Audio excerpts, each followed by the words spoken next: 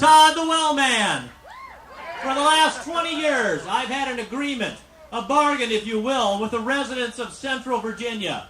I worked long and hard to address their water well concerns, and they would pay me with Federal Reserve notes we called dollars. But now, our perpetual candidate of a president, Mr. Obama, wants to redistribute the wealth of America in a way that he deems fair. Well, that is simply un-American. Socialism was proven a failure in the first years of the American experiment. It was replaced by capitalism, which has provided the highest standard of living in the world. And he doesn't get it. If a government-run economy is so great, how come we won the Cold War? How many Americans do you read about that are swimming the Florida Straits to get to Cuba? America is the most prosperous country in the world. The second most prosperous country or area is Western Europe. Are you aware that those that are classified as poor in America have more cell phones than the average Western European? They eat more meat. They have more vehicles. They live in homes with more square feet per person than the average Western European. And Mr. Obama wants to change that? Listen, if an entrepreneur provides services that his customers value, and they voluntarily pay him for those services, why should our tax system penalize him for meeting more people's needs? For expanding his business, hiring more employees, and meeting the needs of more customers, Mr. Obama proposes to penalize job creators by taking a greater percentage of their income. Hear this. The progressive income tax is unjust and therefore un-American.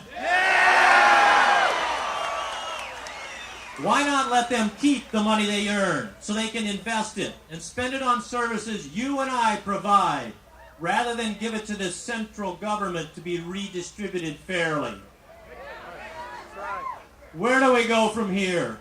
You and I can fight for change by seeking out and supporting candidates that believe as we believe.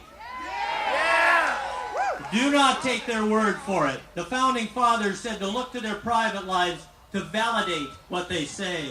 Look to their voting record for how they will address issues in the future.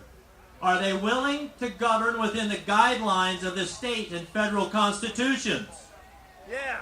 If you have confidence in them, give of your time, talent, and money to support them.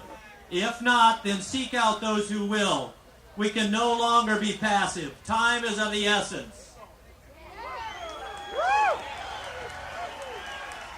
Those of you who pray, get up, off your knees, pick up your pen, pick up your telephone, sit down at your computer, and let your voice be heard. Educate yourself and hone your message. It must be principled but understood by the masses. Then share that message with others before the candidate nomination process begins, while you have multiple choices and a greater say in the outcome. You and I can have any government we want, but it will take work, not talk, work.